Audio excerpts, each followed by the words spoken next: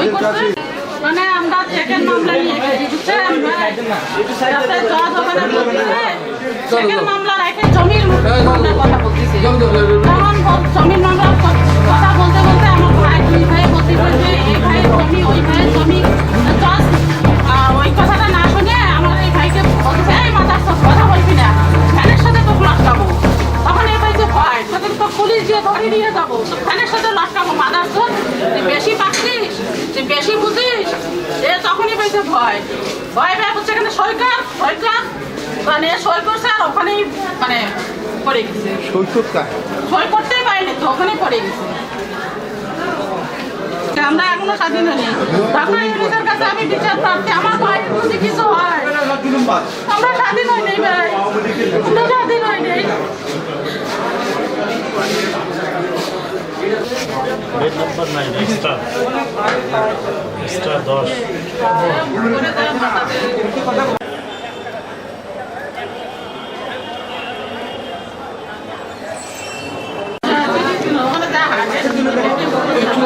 আছে ওনার ছিল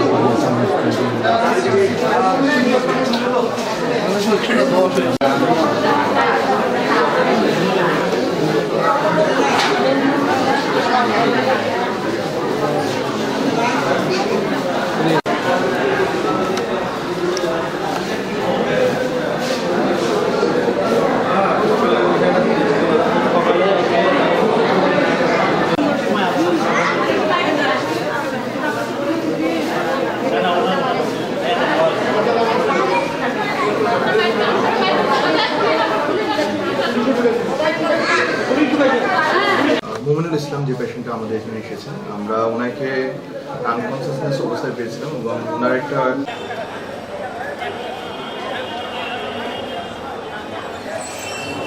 বসবো ঈশান নামাজের পর শুনলাম যে যেহেতু কোর্টে ওদের কেস আছে মানে কেস থাকি আসার পরে আমরা বিকেলে তো হয় না তাহলে বাদ ঈশা আমরা বলবো বাদ ঈশায় বসার কথা তার মধ্য দিয়ে দেখি যে এদের এই ঘটনা ঘটছে হ্যাঁ এবং লোকজন এবং আইনজীবী তারা আসছিল আমিও গেছিলাম ওই গেটে যাওয়ার পরে তারপরে গেট ওরা মোজাম্মেল ওই ইয়াকেও নিয়ে আসছে তারপরে এই সংবাদ শোনার পরে তারপর আমি আর ওদেরকে কাউকে ঢুকতে দিই নাই এবং বলছি যে আগামীকাল 10টা-11টার দিকে আমরা সবাইকে আমি বলে দিই এবং তারা যেন আসে কালকে দিনের বেলায় বসবো হ্যাঁ এবং যেহেতু একটা এইরকম ঘটনা ঘটছে এই হলো অবস্থা তারপরে আমি আজকে এদের কাছে শোনার পর ওই আজাদ সহ এবং নাহারের স্বামী সেটা তো অযুক্তিকর এবং এটা তো যেহেতু বেআইনিভাবে এটা দেখা হলো যেহেতু কেসের চেকের কেস এবং সেইটাই ওখানে আদালতে সমাধান হবে সেই সমাধানের লক্ষ্যে আজকে ডেট দিয়েছে সেখানে জমির বিষয়টা তো এবং সেটা আলাদা সেক্টর সেটা তো এভাবে আসার ওখানে আমি মনে করি যে আইনগত কোনো যুক্তি নেই এটাই আমি মনে করি পুলিশ স্ট্রোকের একটা ঘটনা ছিল আমরা ধারণা করছিলাম সেই ধারাবাহিকতা ইকুয়াল স্ট্রোকের একটা ফিচার আমাদের কাছে এসেছে এবং সেই ধারাবাহিকতা আমরা ট্রিটমেন্ট দিয়েছি এবং পেশেন্টের 2 ঘন্টা অবস্থা দেওয়ার পরেও পেশেন্ট সেম অবস্থা এখনও আছে ট্রিটমেন্ট চলতেছে আশা করা যায় আগামীকালকের মধ্যে যদি যে ইনভেস্টিগেশনগুলো আমরা দিয়েছিলাম সেগুলো যদি আসে আমরা সেগুলোর বাকিটা দেখে পরবর্তীতে ট্রিটমেন্ট প্রোটোকল সেরকম রাখবো বা চেঞ্জ করবো আমরা সিদ্ধান্ত নিব আর কি আমি doctor Masud Rahman intern doctor medicine নেই ভাই জুলাইয়ের আন্দোলনে আমরা স্বাধীন হই নাই এখনো আমরা স্বাধীন হই নাই জুলাইয়ের আন্দোলন ঠিকই আমরা করছি আমার বাচ্চারা করছে আমরা তো পাইলাম বাচ্চারা করছে আমরা তার সহযোগী ছিলাম পিছনে কিন্তু আমরা স্বাধীন হইনি ডক্টর ইউনিসের কাছে কিভাবে একজন শিক্ষিত লোক বলে এই মাদারচোদ কথাটার অর্থ কি মাদারচোদ কথাটার অর্থ কি সে জজ কেন এই কথাটা বললো আমার অসুস্থ মা ওখানে ছিল আমি তো তখন ওটা সহ্য করছি সে অন্য কথা বলতো যে এই ছেলে বেয়াদব বা অশিক্ষিত মূর্খ কিন্তু সে এই কথা তো বলতে পারে না তো ফ্যানের সাথে লটকাবো আর ভয়ে তখন ও সই দিতে ওই কাকুর মধ্যে আমার ছোট ভাইও সই দেয়নি আমিও সই দিইনি কেউ সই দেয়নি ঘটনা হলো ভাই আজকে আমাদের ছিল চেকের মামলা আমার মা আমার ভাইয়ের নামে মানে টাকার জন্য চেক করছিল কেস করছিল বুঝছেন তো এটা একটা মীমাংসার জন্য আমাদেরকে জজ ডাকছে, তো আমরা গেছি যে একটা মীমাংসা হওয়া তো ভালো। এখন মা করছিল চেকের ব্যাপারে একটা, আর এপির করছে আমার ছোট ভাইয়ের ব্যাপারে একটা, তো দুইটা চেকেরই মীমাংসা উনি করছে, তো ভালো কথা মীমাংসার জন্য ডাকছে। সেখানে জমির কথা তো জমির আদালত তো এটা না, জমি হবে সিভিল কোর্টে এটা মামলা, তাই না? উনি নিজে গায়ে ঘেঁষে জমির এটা নিচ্ছে, নিয়ে সে ওই দিয়েছে বুঝছেন, ছয় দিয়ে পরে এ মানে বুঝতে পারছে যে এটা যে আমার ভুল হয়ে গেল। তখন এ আবার যে জজের পাও ধরে কান্না শুরু করছে যে স্যার আপনি আমাকে ধমক দিয়ে সইটা নিলেন, আমার ভাই তো চলে গেল, আমার ভাইয়ের সই তো নিলেন না আপনি, আমার বোনও সই দিল না। জজের পাও ধরে যখন কান্দিছে তখন কি জজ ফিরে আবার কাগজ বাইর করে বলছে কি আমি যেটা ইয়ে করছি সেটাই হবে। তখন এপিসি করছে একটা কলম দিয়ে ওই সইটা কাটিয়ে দিছে, এ কিন্তু এটা করছে কাটিয়ে দিছে যখন, তখন জজ খুব রাগ হয়েছে, এই পুলিশ ডাকো,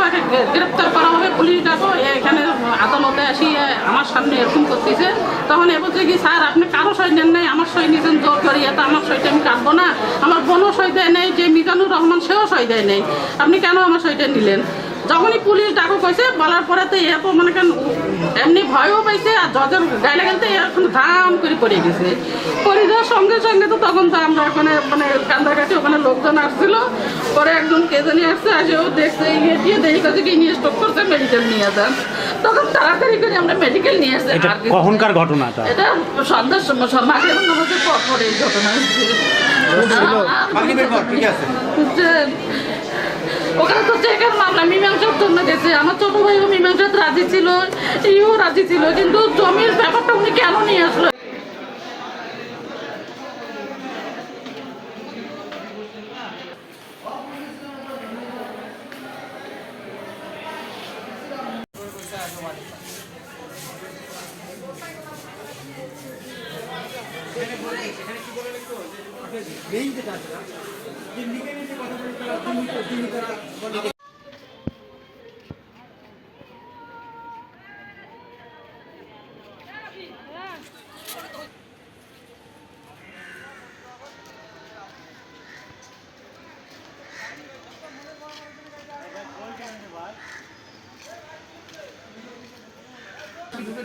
এই যে উনি বলতেছে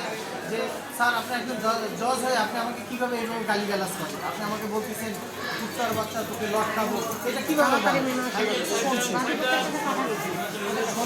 এই অবস্থা ভাই। আমি আমার বাবাকে নিয়ে দৌড়াদৌড়ি করছি, আমি বাবাকে নিয়ে আসছি, আমি এখন এই পরিস্থিতি বিরোধ করতেছি।